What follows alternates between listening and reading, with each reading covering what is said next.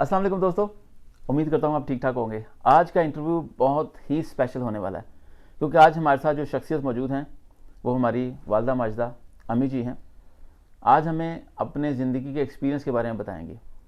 मैं अक्सर लोगों को बोलता होता हूँ कि आप दुनिया में जाके मुर्शिदों की तलाश करते हैं, लेकिन आपके घर में आपके मामा बैठे होते हैं, उनकी खिदमत नहीं करते।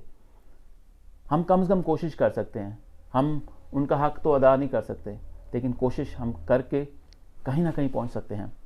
तो हमारा जो भी आजकल है सब कुछ उन्हीं की बदौलत है, उन्हीं की मरहून मिन्नत है। ऑफ कोर्स हमारी ज़िंदगी के मालिक हैं वो। तो आज अम्मी जी से उनकी ज़िंदगी का तजर्बा सीखेंगे कि उन्होंने हमें मोहल्लों से महलों तक कैसे पहुंचाया। अस्सलाम वालेकुम अम्मी जी। वालेकुम सलाम।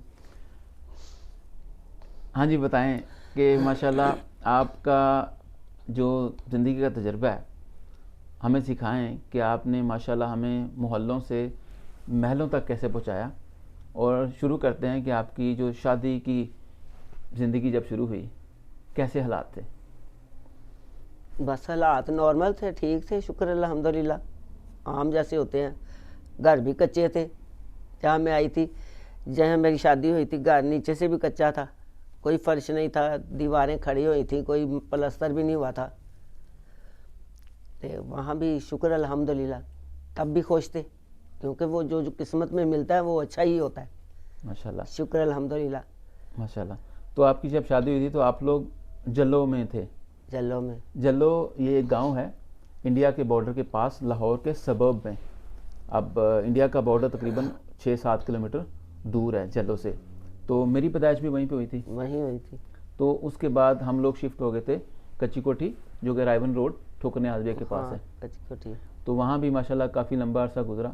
तो कैसा रहा सफ़र आपका और गुजारा कैसे करते थे? शुक्र अल्हम्दुलिल्लाह, गुजारा अच्छा होता था। जब कच्ची कटी जल्लों में थे तो इन तेरे आपके ताया अबू के क्लीनें थी, क्लीनें लगाई हुई थी, बहुत ज़्यादा क्लीनों की लगी हुई थी। बच्चे काम करते थे, अबू भी आपके वहीं काम करते थे।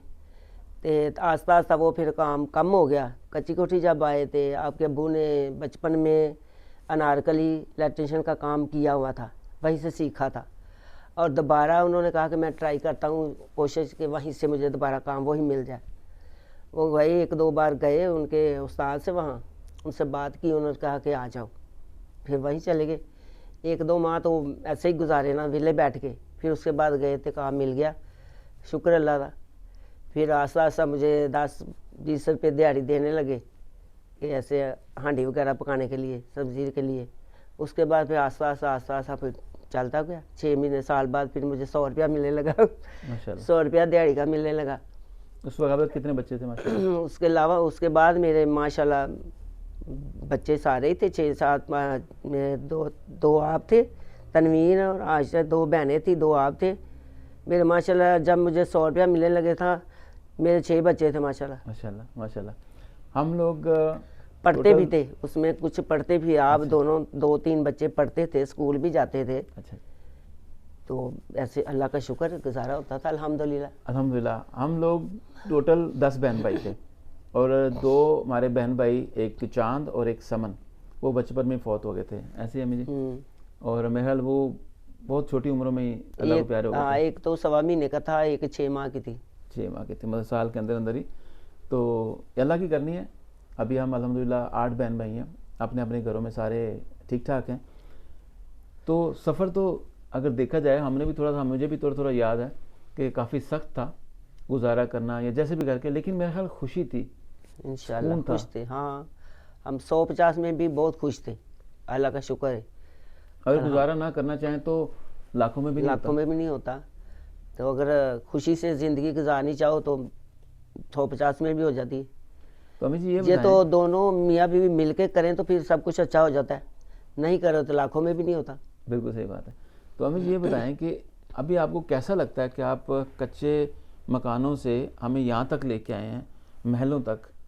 तो कैसा लगता है आपको माशाल्लाह कि इतना बेहतरीन सफ़र आपने गुजारा है? लोगों के लिए क्या कहते हैं, मतलब जब लोग खुद ही सीख लेंगे आपसे। बहुत अच्छा लगता है, शुक्र अल्हम्दुलिल्लाह। कच्ची कोठी से फिर मैंने इधर लाहौर में आई, शरीफ पार्क सुना होगा, बिल्ला चौक शरीफ पार्क, उस वहाँ मैंने घर लिया। फिर आस्ता आस्ता करके जितनी गुंजाइश थी, कुछ जेवर था सेल करके, कुछ पैसे जमा करके, 100-200 में कितने को जमा करेंगे हम, लेकिन फिर भी शुक्र अल्हम्दुलिल्लाह। फिर वहाँ का 4 लाख का हमने घर लिया, 4 लाख का घर लिया। उसके बाद कुछ देर वहीं रहे, ऐसे ही 2-3 बार घर लिया और सेल किया, तो अल्लाह ने आज इधर पहुँचा दिया अल्हम्दुलिल्लाह। माशाल्लाह। साथ साथ बच्चों की शादियों में किए, उन्हीं आमदनी में। माशाल्लाह। अल्लाह का शुक्र है, शादियां भी अच्छे तरीके से की, ये नहीं कि वैसे ही खाली हाथ पकड़ा दिए। बेटियों के बेटों के अच्छे तरीके से शादियां की हैं। दोस्तों, तो बताने का मकसद सिर्फ ये है कि हमें अपनी वालिदैन की ज़िंदगी का पता है कि उन्होंने कैसी ज़िंदगी गुजारी हुई है। शेयर करने का मतलब यह है कि हर दूसरे घर में तकरीबन वैसा ही माहौल होता है। अगर इंसान लगा रहे, मेहनत करता रहे और मियाँ बीवी मिल के मेहनत करके अच्छी नीयत के साथ हलाल रिज़्क़ कमाते रहें तो अल्लाह ताला ज़रूर आपको उसका अजर देता है। यहाँ बात करने का मकसद सिर्फ़ और सिर्फ यही था। तो हम भी अपने वालिदैन के साथ काम करते रहे हैं। हम भाई अपने वालिद साहब के साथ इलेक्ट्रिशियन का काम भी करते रहे हैं। उसके बाद जॉब्स वगैरह में चले गए, जहाँ जहाँ अल्लाह ताला ने रिज़्क़ दाना पानी लिखा होता हम चलते गए, लेकिन मेहनत करते रहे। मतलब कहते हैं ना, डिलीजेंस के साथ, ईमानदारी के साथ हलाल रिज़्क़ कमाने की तलाश में निकलते थे और आज अल्लाह ताला ने बेहतरीन मुकाम पे पहुँचाया। तो क्या कहना चाहेंगे आप दुनिया वालों को कि अगर वो भी आपकी तरह कच्चे मकानों से महलों तक पहुँचना चाहते हैं तो क्या करें? ऐसे करने, अजाशी करने को तो हर बंदा ही कर सकता है, लाखों करोड़ों एक दिन में उजाड़ सकते हैं, लेकिन कुछ पाने के लिए कुछ खोना भी पड़ता है। इसलिए मुनासिब खर्चा करें, घर में कुछ बचाएं, बचत करें, आने वाले वक्त के लिए काम आएगा। खाने को तो हम भी सब कुछ खा लेते, लेकिन हम ऐसा नहीं करते थे। मेरा मियाँ जो कमाता था, मैं घर का खर्चा उसी में चलाती थी। जो फिर मेरे बच्चे बड़े हुए, बच्चे जो मुझे कमा के देते थे, मैं कोशिश करती थी कि वो घर में ना खर्च करूं, उनके कमाई का कुछ ना कुछ बनाऊं उनके लिए। आज तो चलो गुजारा होता है, बच्चे छोटे हैं, उनके भी बच्चे नहीं हैं, कल उनके बच्चों के काम आएगा। आज मैं खा जाऊंगी तो क्या कहेंगे, इतना हमने कमाया, हमारे माँ बाप ने हमारे लिए क्या किया। लेकिन मेरी तो कोशिश यही होती थी कि अपने मियाँ की जो कमाई है उससे घर का पूरा खर्चा चलाऊं। कभी ज़रूरत पड़ भी जाती थी, 10-20 हज़ार की करती थी, लेकिन मेरी पूरी कोशिश थी जो मेरे बच्चे कमाते हैं मैं उनको लहदा रख के उनके लिए कुछ बनाऊं। तो अल्हम्दुलिल्लाह मैंने सब बच्चों के लिए सब कुछ ना कुछ बनाया है। आज ये अल्लाह का शुक्र है, अल्लाह ने मुझे बड़ा घर भी दिया है। यही मेरी कोशिश थी, बच्चे बड़े हो गए हैं, पोतरे पोतरियाँ, जगह कम में अल्लाह बड़ा घर दे दे। अल्लाह ने बड़ा घर दे दिया, अल्हम्दुलिल्लाह अल्हम्दुलिल्लाह। मैं अल्लाह का बड़ा शुक्र अदा करती हूँ। अल्लाह का बड़ा करम है मेरे पे, मैं इस लायक नहीं जिस लायक उसने मुझे किया है। अल्लाह ने मुझे अपना घर दिखाया, मैंने एक बार नहीं, मैंने कितनी बार अल्लाह का घर देखा है। आपने हज भी किया हुआ माशाल्लाह। हाँ, मैं बहुत खुशकिस्मत हूँ, मेरी जैसी किस्मत अल्लाह सबकी करे। आमीन। तो अल्लाह सबको, जिसको नहीं दिखाया उसको भी घर में अल्लाह का घर बार बार देखा है। ये 2 साल हो गए, कोरोना ने रुकावट डाली, वरना मैं तो अल्हम्दुलिल्लाह 6 माह बाद जाती थी अल्लाह के घर में माशाल्लाह। उम्रे के लिए। हज भी ये मैंने अपने बड़े बेटे के साथ हज भी किया है। तो एक पहला उम्रा मैंने अपने मियाँ के साथ भी किया था। तो अल्लाह का शुक्र है, इस वक्त मैं बहुत खुश हूँ। अल्लाह ताला ने जो मुझे दिया है, मेरे बच्चों को, उनके बच्चों को हंडाना नसीब करे। आमीन। तो अल्लाह ताला आप सबको भी दे, जिसके पास नहीं है उसको भी अल्लाह दे। लेकिन कोशिश तो करनी पड़ती है ना कुछ करना पड़ता है, कुछ पाने के लिए कुछ खोना भी पड़ता है। इसलिए कि जो हम जाशियाँ करेंगे तो फिर तो कुछ भी नहीं कर सकते। घर तरीके से चलाएं तो सब कुछ बन सकता है। बहुत और शुक्रिया। हमने हज़ारों की तनख्वाहों से हम लाखों करोड़ों में आए हैं। तो जो लाखों करोड़ों कमाते हैं वो क्यों नहीं बना सकते? अगर चाहें तो बना सकते हैं। बिल्कुल सही है। तो आप सब भी कोशिश करें तो अल्लाह ताला आप सबको भी सब कुछ देगा इंशाअल्लाह। इंशाअल्लाह। अम्मी जी, जज़ाकल्लाह, आपके एक्सपीरियंस शेयर करने का।